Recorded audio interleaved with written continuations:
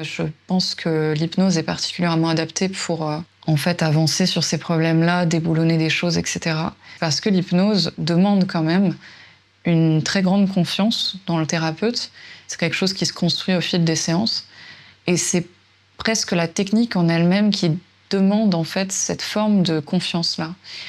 C'est-à-dire que l'hypnothérapeute a beau expliquer que si l'inconscient de la personne ne veut pas faire quelque chose, il ne le fera pas, etc., etc., et mettre tout un tas de, comment dire, précautions et de paroles pour mettre la personne à l'aise.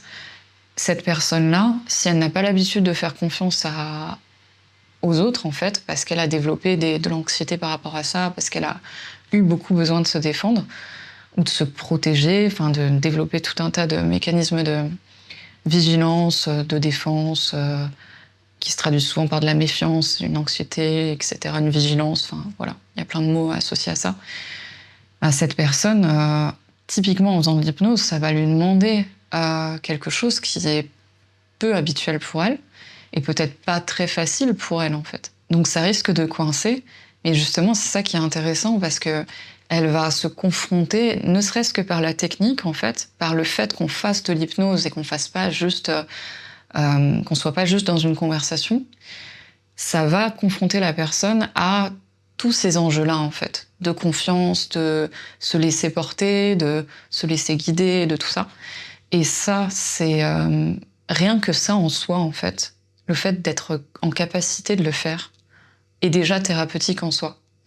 Donc, pour moi, il y a comme un avantage, entre guillemets, avec... Il y a sûrement d'autres thérapies dans lesquelles, ou d'autres méthodes, en fait, dans lesquelles ça demande, ça requiert ce genre de lâcher-prise ou de confiance. Mais voilà, il y a ce truc où ça induit une forme de rapport, en fait, qui est quand même assez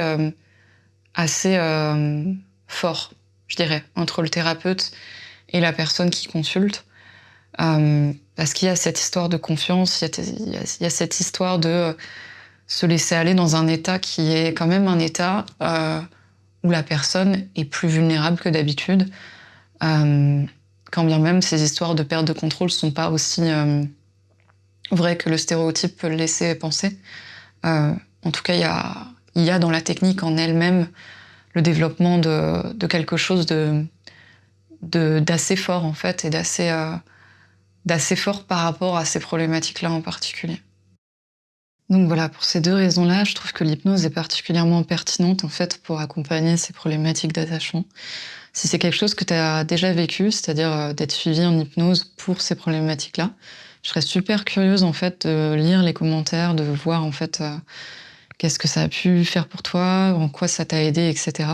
Je te remercie beaucoup pour ton attention. Je t'invite aussi à t'abonner si tu veux voir les prochaines vidéos.